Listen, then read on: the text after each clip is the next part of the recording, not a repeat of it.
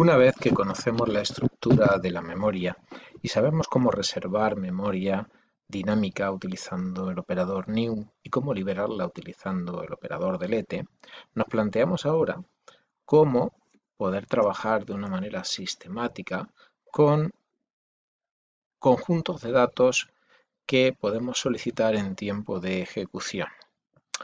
La primera de las estructuras dinámicas con las que vamos a trabajar serán los vectores dinámicos. En estos vídeos vamos a hacer una breve introducción acerca de el procedimiento de gestión de esas estructuras de datos. En estos vídeos, que titulamos Introducción a la gestión de vectores dinámicos, veremos un conjunto mínimo de funciones que nos van a permitir gestionar de una forma realmente sencilla conjuntos de datos almacenados en memoria dinámica a los cuales podremos acceder utilizando índices. ¿Cuál es el objetivo? El objetivo es disponer de un nuevo tipo de datos. Ese tipo de datos le vamos a llamar vector dinámico. Queremos con ese nuevo tipo de datos tener la posibilidad de crear vectores, o sea, arrays en tiempos de ejecución, cuando sepamos el número de casillas que vamos a necesitar, y para eso reservaremos la memoria estrictamente necesaria para los datos cuando sepamos cuántas necesitemos. Bien, de hecho, no hay que tomarlo al pie de la letra en el sentido de reservar la memoria estrictamente necesaria. Siempre podremos reservar más memoria de la que estrictamente necesitemos con el objetivo de disponer de un conjunto de casillas adicionales para evitar tener que estar redimensionando continuamente nuestro vector dinámico. Tendremos un colchón de casillas disponibles y, por supuesto, en el momento en que se llene todo el espacio reservado, tendremos la opción de solicitar espacio adicional para nuevos datos. En segundo lugar, queremos tener la posibilidad de liberar la memoria que ocupan esas casillas que hemos reservado previamente cuando ya no sean útiles.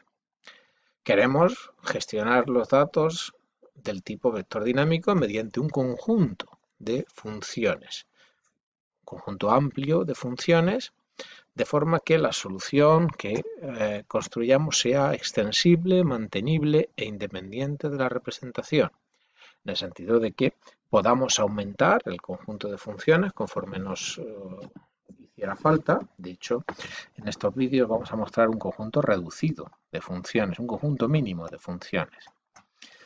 Queremos que esas funciones, queremos que el código que desarrollemos sea fácilmente mantenible, que pueda modificarse fácilmente, que pueda ampliarse fácilmente, y queremos que sea independiente de la representación. De ahí que trabajemos, como vamos a ver, con una representación bastante particular del tipo vector dinámico. Y, aunque no es lo más importante, aunque sí nos puede servir para afianzar la aritmética de punteros, queremos tener la posibilidad de acceder a las casillas de las matrices dinámicas empleando la notación de punteros o índices. Aunque veremos que realmente este objetivo lo conseguiremos únicamente desde o en las funciones que gestionan los datos de tipo vector dinámico. Bien, ¿qué representación es la que vamos a adoptar para nuestros vectores dinámicos? En primer lugar, tendremos que preguntarnos cuáles son las propiedades que queremos destacar de un dato vector dinámico. Tres propiedades son las que nos interesan. En primer lugar, el número de casillas reservadas. En segundo lugar, el número de casillas ocupadas. Recordamos que son valores distintos. Cuando el número de casillas ocupadas coincide con el número de casillas reservadas, ya no hay espacio disponible. Normalmente siempre deberíamos disponer de un colchón, de un conjunto de casillas reservadas mayor que el número de casillas ocupadas. Bien, y finalmente, los valores que almacenamos en ese vector dinámico, en cada una de esas casillas.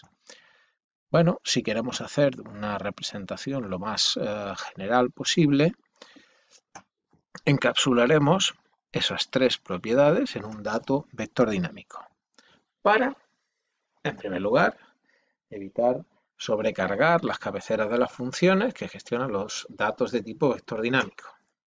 Eso quiere decir que si cada vez que utilizamos o queremos utilizar una función que gestione un vector dinámico, tenemos que proporcionar el número de casillas reservadas, el número de casillas ocupadas, un puntero, por ejemplo, a los valores de ese vector dinámico, pues puede darse cuenta de que las cabeceras de las funciones van a ser demasiado pobladas. Así, si encapsulamos todas esas propiedades en un tipo especial, en un tipo vector dinámico, pues simplemente necesitaremos proporcionar a la función un único parámetro. En segundo lugar, queremos facilitar el acceso desde las funciones de gestión, de forma que mediante una referencia o simplemente con una copia podemos acceder de una forma sencilla a estas propiedades. Y en tercer lugar, queremos proteger del acceso indeseado, o mejor dicho, el acceso potencialmente peligroso a los campos de nuestros datos. Dicho de otra manera, queremos que el acceso a los vectores dinámicos se realice única y exclusivamente a través de las funciones que vamos a escribir. El objetivo final será la construcción de una clase, pero todavía queda un camino que andar hasta ese punto. Hasta entonces encapsularemos las propiedades en una estructura más simple y para eso vamos a utilizar un struct. De esa manera evitamos la sobrecarga de las cabeceras, facilitamos el acceso a los campos, a las propiedades de las funciones de gestión, aunque no podemos proteger el acceso indeseado potencialmente peligroso. Todavía no podemos cumplir este objetivo. Así, utilizaremos un struct, como hemos dicho, en el que encapsularemos tanto los datos, el número de casillas usadas y la capacidad del vector dinámico. Bien, observe que se utiliza una redefinición del tipo struct a la que vamos a llamar vector dinámico. Bien, esta instrucción, typedef, únicamente tiene como objetivo crear un alias de un tipo.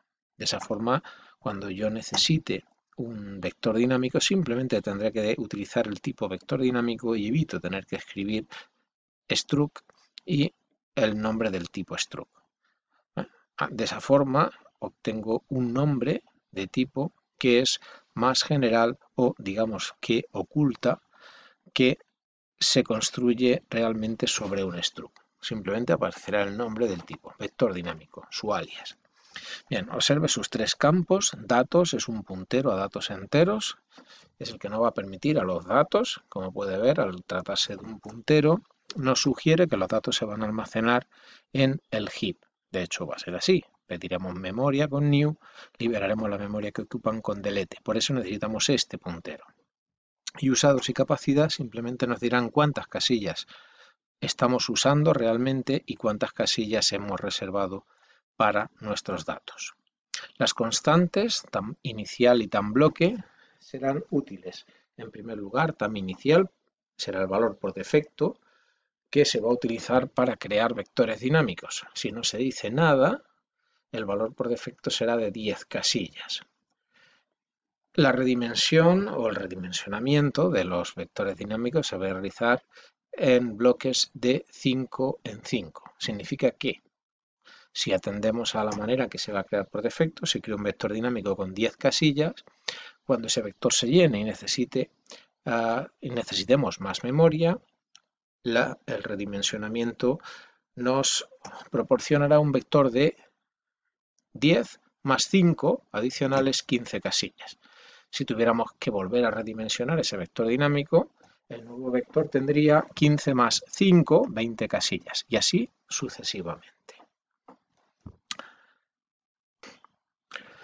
Así, a la vista de esta representación, aquí tenemos un ejemplo en el que tenemos v, que va a ser un dato de tipo vector dinámico. Como podemos ver, un dato de tipo vector dinámico en realidad es un struct con 3 campos. Aquí lo tenemos, v, en realidad es un struct con los campos ya citados, datos, usados y capacidad. Observe cómo decimos que usados son 5 y capacidad son 100. Significa que a partir de este puntero V se puede acceder a una zona de memoria reservada con 100 casillas. Aquí lo tiene, con índices desde el 0 hasta el 99. De todas estas casillas, de las 100 casillas reservadas, capacidad igual a 100, solamente se están ocupando realmente 5 de ellas, las que van desde los índices 0 al 4. El resto de las casillas se considera basura o se considera que está disponible para añadir nuevos datos. Bien, pues esta será la forma en la que vamos a ver a nuestros vectores dinámicos. Y como cualquier proyecto, lo construimos utilizando diversos módulos, separando el código en ficheros de código fuente agrupados en cuanto a funcionalidad.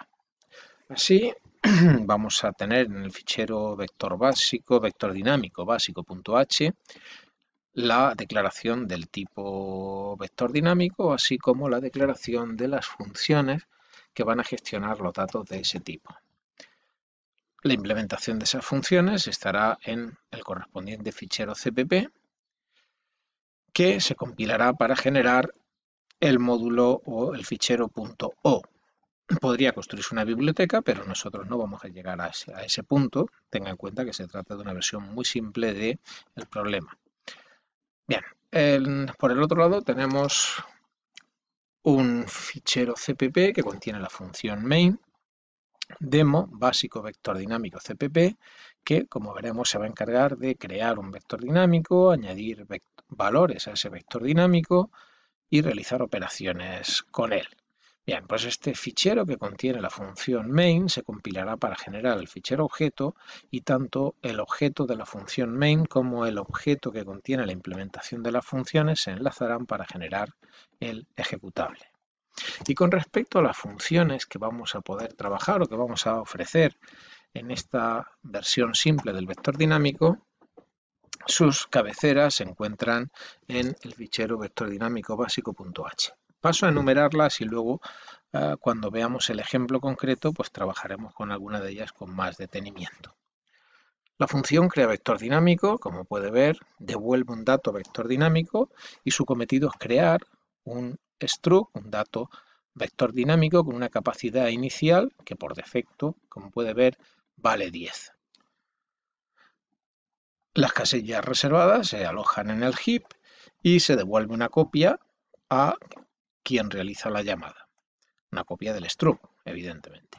Ya la función equivalente contraria sería libera vector dinámico, que libera toda la memoria reservada en el heap y, como puede adivinar, su misión será también dejar v con los valores adecuados para que se entienda que ese vector dinámico está vacío.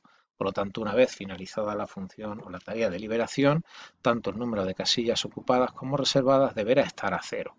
Y eso lo conseguimos a través de esta referencia. Podremos modificar esos valores en la función libera. Elimina todos, hace una tarea similar, pero simplemente colocará a 0 el número de casillas usadas, pero no liberará la memoria. Digamos que dejará el vector vacío. Usados y capacidad nos devolverán el número de casillas usadas, el número de casillas reservadas. La función toString simplemente nos devolverá una cadena con el contenido del vector dinámico para poder visualizarlo de una forma más o menos agradable. La función añade hará que el vector dinámico crezca, incorporando al vector dinámico el valor que se especifica en el segundo argumento, de forma que siempre se va a añadir al final del vector. Esta función es importante porque si no cupieran nuevos valores se redimensionaría para conseguir espacio adicional. La función que realiza la redimensión, aquí la tiene, cuando hace falta se llama esta función y conseguimos espacio adicional. Cuando se ejecuta la función reajusta vector dinámico, lo que hacemos es decrecer el tamaño para que el número de casillas reservadas coincida con el número de casillas usadas. Y finalmente, la función que devuelve la referencia a un entero nos va a servir para dar valor a una casilla o para obtener el valor de una casilla del vector dinámico. De ahí que sea una función que devuelve una referencia. En el siguiente vídeo veremos un ejemplo completo y el código de las funciones.